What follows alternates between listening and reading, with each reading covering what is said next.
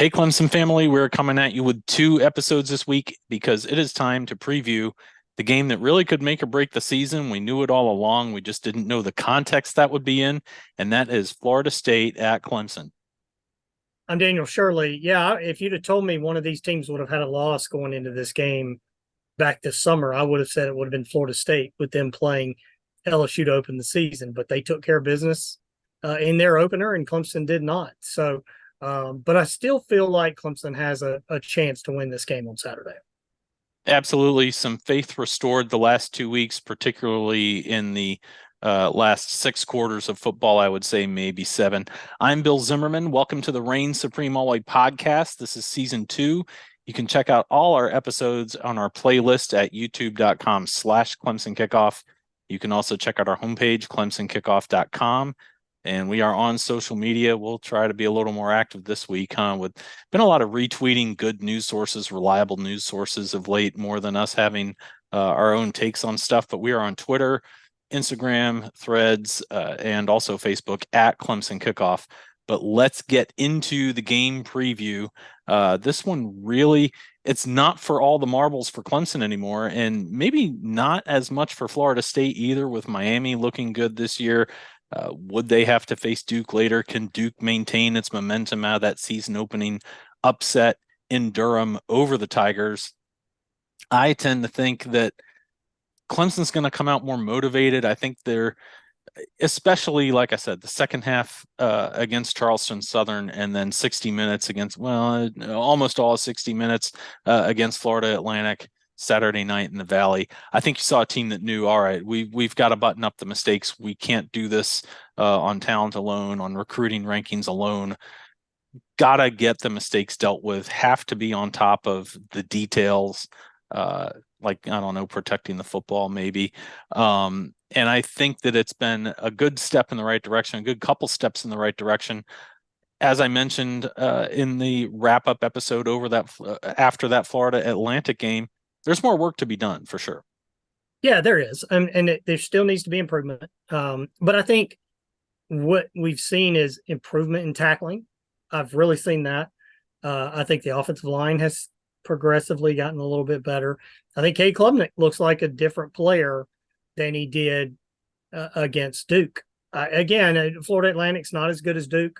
Charleston Southern's not as good as Duke, but Cade Klubnik Saturday against Florida Atlantic, it looked to me like, okay, this is who this guy is if he doesn't turn the ball over and takes care of the ball. And yep. I think that's who he can be against Florida State. I think it's who he can be against North Carolina, Notre Dame, Miami, whoever you want to put on the schedule. I think that's who he can be. I like the fact that we're seeing him use his legs a little bit more, run the ball a little bit more, because that has always been a part of this offense since Dabo Swinney's been the head coach. I mean, we saw it with Taj Boyd. We saw it with Deshaun Watson. We saw it with Kelly Bryant, Trevor Lawrence. Not as much with DJ Uiagalelei, but just because he was a different kind of a player. And I think we're going to need to see that going forward. I think that's a huge piece of the puzzle Saturday against Florida State. I really do, because they're going to get pressure, or they're going to bring pressure. Their defensive line is really good. But I do think they can be had a little bit in the secondary, and I think they can be had a little bit at linebacker. And how do you do that? You move the quarterback out of the pocket. You run some quarterback draws. You run some read, RPOs. Although not every fake handoff is an RPO. I know that a lot of people on TV like to believe that if you fake a handoff, it's an RPO. It's not true. Some are designed keeps, some are designed hands, some are, RPOs. But I do think Cade and in his involvement in the running game is going to be a key piece coming up Saturday afternoon. Yep. And presenting a lot of options for running the ball, also hopefully less reliant on the two-back set, which I think has been a good thing to bring back this year. I don't want to see none of it on Saturday, but I also don't want to see a ton of it on Saturday. But doing those different things, not just allowing the defense to key on whoever the tailback is, whether it's Shipley or Mafah, Jay Haynes, maybe. I don't know. I would love to see that. I love it. Yeah. Yeah, he's brought a little quickness. You know, He is and it Green fresh both. legs? He and Green Yeah, both, I think, or give some quickness to that backfield. yeah, exactly. And look, is it fresh legs against a tired defense? Is it our young guy being better than their young guys? It's always hard to judge, just like an NFL preseason game when you get a guy in late in the game like that. But I'd love to see it, kind of that where they brought in Travis Etienne late against Louisville, which was something Right. that the announcers mentioned on game day, I believe it was. You know, ETN all of a sudden out of nowhere and draws that embarrassment of riches remark, and so Her I'd love streak to. on the end of that game. That's right. Yeah. Yeah, exactly. So I would kind of like to see Haynes maybe just 2-3 chances. What could have hurt? It's got to go better than Jamie Harper uh, in his freshman year, right? In that Yes. first game that he came in, but I think that I'm getting sidetracked a little bit. I think that you're right that Cade needs to mix it up with his legs. There need to be different ways that they employ getting the ball past that front four on the ground. I do think that as excited as we have been to see Tyler Brown emerge, to see Antonio Williams look very legitimate again as a sophomore. Also, a few little nice plays from Adam Randall here and there. Maybe he's finding his feet. And I think Bo Collins looks healthy and may not be quite the security blanket to Klubnik that he was to his former high school teammate in Uiagalelei. But I think despite all those improvements and all those guys looking better, and maybe Troy Stellato being healthy and being able to contribute, you still look at Shipley and Mafah and go, those are your guys, right? Like those are the two best athletes on the offense. You want to make sure that they are getting the ball. Maybe there's, some screen passes to them. Maybe there's some wheel routes. I don't want to see a whole lot new because I'm not sure that Cade Klubnik is as progressed as we had all hoped he would be. And I do think that he will get there someday. I'm not by any means saying, process the guy out and put him in the transfer portal. He's just not quite there yet. And I don't know that you want to add stuff as much as you want to make sure that he's doing the things that he's comfortable with and that you're mixing it up quite a bit with the play calling and that he's in a groove and understands to expect that and can really make the most of this. Because if you get Shipley and Mafah going, that's when things start to open up for Brenning Stool, for Brown, for Williams, for Collins, Stellato, Randall. All those guys can be more effective if the defense has to always wonder, well, wait a minute, what's going to happen out of the backfield first? Right. And that's kind of what we saw in the third quarter of the Duke game is, the first quarter, first half, they don't move the ball much at all. The third quarter, they really went, okay, we're going to dominate up front. And they did. And that's why the turnovers were so disappointing because they did everything you're talking about right there in the third quarter of the Duke game and didn't take advantage of it because of the turnovers. But now it feels like that something has clicked. And I'm with you. I don't need to see 50 different plays. I want you to run 25 plays and run them really well and precise and know what you're doing. I'm of the mindset, I'm going to do this until you stop it. And if I can run 5 plays and you can't stop it, why would I have 10 plays in the playbook? Well, and you have them in the playbook, but you don't have to bring them out. So I'm with you. I agree 100%. More isn't more all the time. And do what you do well. And I think that maybe they've tried that a little bit. I'm not enough of a football mind to know what's a different play in the playbook when I'm watching it on TV. If I sat and studied and I could see, okay, well, this guy's running a different route. Okay, I'll figure that out. But just watching it on TV or watching it in the stadium, that's hard to decipher. That's why those guys are coaches and we're not, right? Even though you and I have spent most of our career writing about football, we don't study film constantly. That's what they do. So there are other things we have to do with our time that is when we're not watching a game and writing about it, right? Right. So I agree with you on that.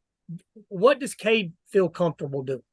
Cade, do you feel comfortable with these 20 plays? Yes. Okay, well, what about these next 20? Well, 10 of them I do, 10 of them I don't. Okay, well, then 10, those other 10, we're not doing them. until you feel comfortable with it. And again, he is a freshman or sophomore. I'm sorry, sophomore, but he barely played last year.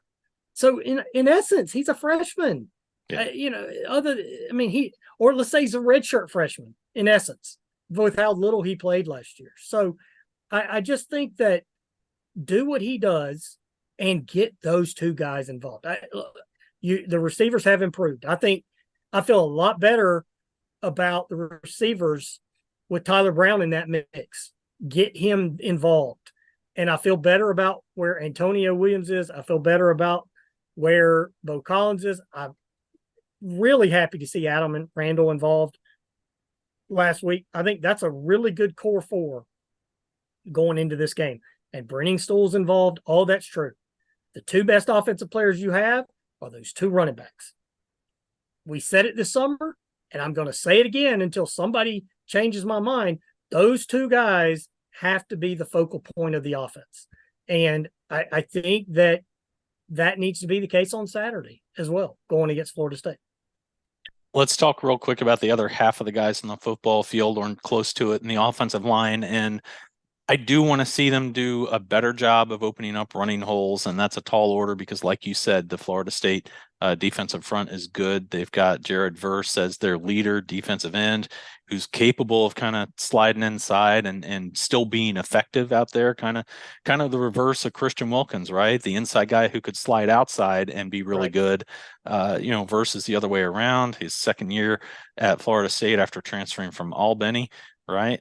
Did I get that right? Well, the other Albany, not Albany, Georgia. The other Albany. Yeah. I think that the offensive line also has to be effective at opening up passing lanes, and that's what we saw. To me, the touchdown to Brenning Stool against Florida Atlantic, you saw the right side of that line kind of clear guys in, or I guess this way, the way y'all are seeing it. And did Klubnik need to throw the ball over a couple of guys? Yeah, but it was linebacker safety types. It wasn't the line. He had that space open and he was able to see Brenning Stool loft it over the defenders that were in the way and complete the pass. We've got to see more of that for the middle of the field to really be effective. And so it's a tall order for this offensive line. But again, I do feel better about it than I expected to, even in the preseason. I mean, even with the disappointing loss to Duke notwithstanding, that wasn't really on the O-line nearly as much as it was on just, the ball handlers not handling the ball properly. And then I think you get into the fact also to build on what we saw against Duke, the vast majority of the plays in that game, they were effective against a Duke defense that showed a lot more team speed than I would have expected to see in that game. And so it's not it's a bigger order than they faced all year, but it's not like leaps and bounds above what they have faced already, because Mike Elko was a great defensive coach. He knew how to find 11 guys or close to 11 guys at least who could do what he needed to do and scheme well and present a tough defensive challenge for Clemson, as evidenced by the mistakes. Even some of the errors weren't necessarily unforced errors, right? Like you're playing a quality opponent, it's more likely that those things are going to happen. They get a defensive end who manages to realize, hey, Brenning Stool's not going to block me on this play, or just avoids the block if it was an error on Brenning Stool's part, and he knows how to get in and disrupt once that happens, and how to make sure that the play gets blown up. I do think that Clemson has seen quality defense, has performed well in the majority of those plays, and just has to maintain enough of that edge while vastly improving, protecting the football to be able to play complementary football. That's going to make it a little easier on that defense than to handle what Florida State is going to bring at them when the Noles have the ball. Absolutely. I think turning the ball over and turnovers and protecting the ball, that's the key to this game. Look, they win the Duke game if they don't have the turnovers. I don't think you can deny that. Now, why did they have turnovers? We can talk about that and debate that. But if they don't turn the ball over against Duke, they win the game and have the mental mistakes. The offensive line jumping off sides or movement on the 1 yard line. So if you don't have those against Florida State, I'm not saying they're going to blow Florida State out. I'm not, Florida State's really good, but they've got a big chance to win this game Saturday. And I don't know how much of the Boston College game you watched. That team did not look good last week with Florida State. Yeah. Now, they had mistakes left and right. They didn't have a bunch of turnovers or anything like that, but they had blown assignments. They had drops. They had busts on defense. Bill, the secondary looked bad. Now, were they looking ahead? Who knows? We never know when you're in a game like that. Clemson's had games like that where you play a lesser opponent and you just sleepwalk through it. It's noon. That stadium's never even half full. It's a hard place to get excited to play. Boston College is playing the red bandana game, so they're jazzed up. But that doesn't do anything for you because there's not a whole lot of crowd interaction. So that doesn't even help. So why did Florida State play like that? I don't know, but they did. And it made me feel, the improvements we've seen from Clemson the last 2 weeks and the way Florida State played last week makes me feel like Clemson's got a chance to win this game. And we've talked about the offense. I like what I've seen from the Clemson defense, the improvements I've seen from the Clemson defense, the tackling. It was a huge problem against Duke. I know everybody talks about the turnovers. We just did. The tackling was not good against Duke in that opening night game. They've really improved that the last 2 weeks. By the way, be sure to check out our homepage, clemsonkickoff.com. All our archive of episodes is there. We update kickoff times as they happen. By the way, not to look ahead, Syracuse will be a noon kick once again. We have a noon kick this week against Florida State in Death Valley. And really, we haven't gotten a headline player yet for the Seminoles, and that is Jordan Travis, a very elusive quarterback who over the years has improved the passing game, his ability to excel there. He's got a super tall, super fast receiver in Johnny Wilson. Sometimes the hands can be a little bit suspect. We'll see how much improvement he has made there, but he is now complemented by Keon Coleman, transfer from Michigan State, I believe it is. Yes. Those are the three names that I just worry you're going to hear a lot of and not like hearing them on Saturday. What I do like is the 4-2-5. Clemson seems to be doing pretty well in that setup. It makes it harder to get a mismatch with one of those two excellent receivers, having to have a linebacker cover him. And Barrett Carter's pretty good in coverage. He was projected as a Sam type when Clemson signed him. So to have five guys and Carter not be one of them back there and all be able to cover, and then you add Carter to that mix as a sixth, and Trotter's no slouch. I just don't really think you want him on a guy like Wilson or a guy like Coleman. The team has adapted well to this. The run hasn't been a problem. The run is not really Florida State's forte unless you're talking about Travis running with the ball. He is electric when he does it. He doesn't do it all that often, but when he escapes contain and scrambles, or when he has a designed run that it tends to be pretty smartly designed as a play call, he can gash you and he can make you pay. I like the balance I've seen out of Clemson's defense, though. But do you think, Daniel, that it is good enough to look as good against Florida State as it has in the first three games of this year? Well, I think the secondary is the key. Absolutely. How the secondary plays, because I don't think Florida State is going to just line up and run on Clemson. I just don't believe that. Now, they may change my mind and they may, really blow us away with their running game on Saturday. But how you match up with those two receivers who you just mentioned and others, they have others, is going to be key. And I like what I've seen from Clemson's secondary. I also think Travis in the running game is a huge piece of this puzzle. We saw it against LSU. We saw it last year. Clemson saw it last year. Scrambling, design running plays, all of that. And Clemson had trouble with that against Daniel Jones in the opener. I mean, I'm sorry, not Daniel Jones. My goodness. Riley Leonard. I'm sorry. There's a highlight of Daniel Jones on the TV here. Riley Leonard, not Daniel Jones. Is the one where he face plants, where he has got a long TD run? Yeah. I love that. Old Stuff man on a brain, Lego in the old middle man of the brain night. in effect there. No, Riley Leonard. Sorry about that. and you'll Yeah, but get a you know couple what? of the, Leonard didn't escape contain nearly as much as I thought he would, well, and no, he but it kind of was didn't the deal with the pressure that he did get as well sure, as I but thought they he would. used him in the planned running game really well. Yes, yes, And that cannot happen on Saturday. You've got to get him corralled. I would love to see them use a spy. I don't know why more defensive coaches don't use a spy, but I would love to see that. If it's Barrett Carter, if it's Trotter, whoever it is, Wade Woodaz, Wade, all three of those guys are good enough athletes to yeah, keep him in the in their focus to keep him from running the football. So I absolutely think that if they can keep him corralled and not let him get, 3rd and 7, he gets 9. It's just frustrating. It just drives you crazy as a defense.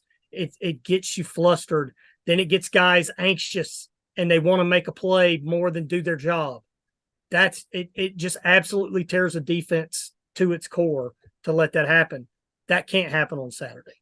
Now, the secondary, I think, if the front can keep him corralled and keep the running game under control, the secondary can do the job against these receivers. I absolutely believe that. I think this secondary is better than LSU's secondary.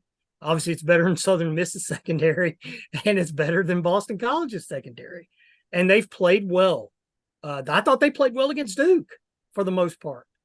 But this secondary can do the job if that front can keep Travis under control.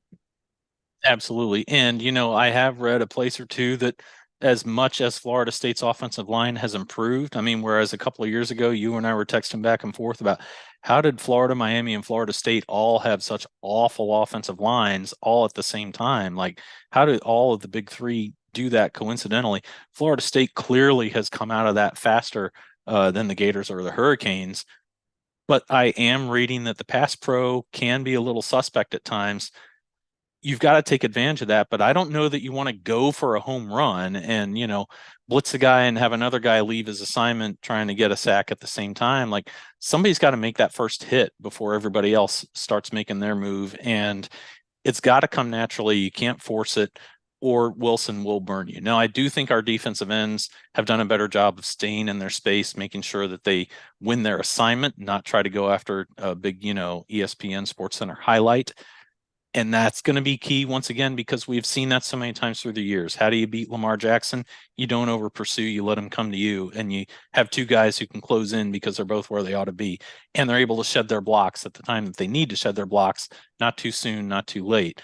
De'Aaron King, the year that he came in with a chance to really shine against Clemson, and you and I both had some concerns about him. I could go on and on with the dual threat quarterbacks that have, been stopped just by playing disciplined football, and almost that kind of ability to wait and read the play that you see when Clemson would face the triple option against Paul Johnson, or some of these smaller schools that have brought it in since Johnson left Georgia Tech. You kind of need that savviness. You don't want to totally be on your heels. You've got to stay aggressive in owning your space, but let the play come to you naturally, and then be ready to pounce and be ready to dominate. That's what it's going to take against Jordan Travis. That is what we failed to see last year. And so hopefully it'll be there this year. And quite frankly, I think one of the guys who was not very good at that was probably the guy, if anybody was going to spy on Jordan Travis, it would have been Trenton Simpson last year, right? Well, didn't always take the right angles, sometimes got a little too aggressive, and Travis was able to undo that. So I think if you look at that tape and realize, hey, no, let the play develop before you try to make that highlight come to fruition. That's what it's going to take. And I also think you've got to look at the tape again of the good plays defensively against Duke and stopping Riley Leonard and saying, hey, here's this bunch of guys that we've got this year, and you guys were very effective against a very good quarterback. Now you've got to, again, take it up another notch to be able to do the same thing against Jordan Travis. How many times do you think we haven't been at practice? How many times do you think the coaches have said, do your job this week? Do your job. And rush lane, stay in your lane. Because if I come flying off the edge and he doesn't see me, and I'm bearing down on him and I'm excited, and then he catches me in his peripheral vision there at the last second and gets out of the way, and I'm diving after him because I want to make the big hit and the fumble and the turnover and all that stuff. And now it's 11 on 10 because I'm out of the play. And then somebody else is, oh my God. And somebody, then you get beat deep. So that cannot happen on Saturday. This guy is a talented player. And he's been there a couple of years at Florida State too. He's in the offense. Right. He's a lot like you kind of hope Cade Klubnik is in 2 years, right? Or next 6 year. weeks, or right? This or week. 6, right? Exactly. But it took him time. It's taken him a little time. A couple of years ago, get him. Just go get him, right? But now he's a savvy veteran. He knows what he's doing. He's not going to get hit big. He did get popped pretty good at the end of the game, or into the first half against Boston College on Saturday. But again, that was more of a scramble play. And he got hit awkwardly and he landed awkwardly and all that. That wasn't in the pocket. He's not going to get – I just don't think you're going to get the big home run shot on him in the pocket because he knows the pocket well enough. He can feel you coming. He knows – feel the presence. And he's going to get out of the way or throw the ball away or whatever. So just stay in your lane. Don't try to do too much and then let him get outside, because then there's a big play waiting to happen. Absolutely there is. So I can't wait to see this defense play against that offense. I think that's going to be a huge matchup. Obviously, it's half of the game, right? But it really is going to be a big key how that secondary plays, and if they can keep him in the pocket and keep him from using legs, because not just him. That's a large part of college football now. Is the quarterback using his legs, and if he's able to use his legs, he becomes a big time problem. Absolutely. And, Travis just has that wealth of experience. I compare it to Deshaun Watson in his third year behind a capable line, probably even more so than I would say Trevor Lawrence, because that line had started to deteriorate by Lawrence's third year. Absolutely. And he's just, for those of you who watched the original Top Gun, he's like Iceman, right? He just waits for you to make a mistake, and then he picks you off when he's not intercepting passes, but he just exploits that mistake as soon as he sees it. And he's got enough talent. I mean, we've talked about Florida State having been in a drop off and a doldrum last several years. And even last year's resume may not be as rich as the numbers look like because of lesser quality of opponent in a lot of games, but they proved themselves week one this week against LSU. If you ask me, even those who kind of try to pick apart LSU's resume, that's still a really good football team. I mean, come on, let's be real. Yeah, it's week one. But I don't think Clemson is saying, hey, it was only week one. No, Clemson's looking at its faults, trying to solve them. LSU doing the same. Florida State didn't have week one faults. They're a good team. Now they had some week three faults. Yep. Was that, a matter of looking ahead? I think Clemson has to prepare as if it was. But, the coaching staff ought to be breaking down that tape and figuring out where things did go wrong. I mean, Boston College did run off 19 straight points, the final 19 points of that game. How did they do it? Did Florida State just get complacent? Well, if so, how? Like what was their tendency? What can you find if a guy looks a little tired? One of the quality control assistants or one of the players says, hey, I think this guy's a little tired. Well, what was the mistake he made late in that Boston College game when he was getting a little complacent? Because that might be the mistake that he makes that allows Clemson to get a big playoff. And let me also say, and I don't want to pick on one guy in particular, but special teams is not going to be an edge for Clemson. So the defense has to be locked down and on assignment, and the offense really has to find ways to convert. And if there's one thing I am worried about with this offensive line, it is trying to punch the ball in the short yardage inside the 5-yard line against Florida State. We are going to have to see some creative play calling. That touchdown they scored against Duke was a nice little creative play call with the 2-back set, faking a handoff and then throwing to the other running back.